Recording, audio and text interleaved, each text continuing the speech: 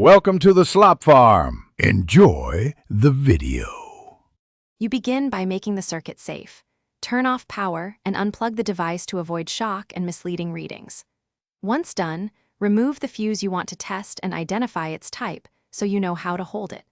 Make sure the continuity tester is on the low ohm or beep setting. Touch the probes together to confirm operation.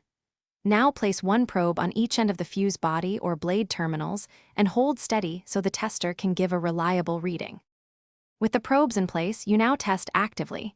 Press firmly so metal-to-metal contact is consistent because shaky contact gives false opens. If the tester beeps or the display shows near 0 ohms, the fuse conducts and is good. If it shows infinite resistance or no beep, the fuse is open and blown.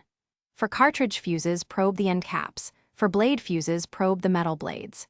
If readings fluctuate, clean probe tips and retry to eliminate. You finish by replacing any blown fuse with the same type and amp rating, then restore power and verify the circuit functions. Make sure to retest with the continuity tester after replacement to confirm proper installation. If the fuse tested good but the circuit still fails, check the fuse holder for corrosion, loose connections, or parallel shorts that bypass the fuse. As a quick troubleshooting tip, always test the continuity tester on a known good fuse to verify the tester itself is working.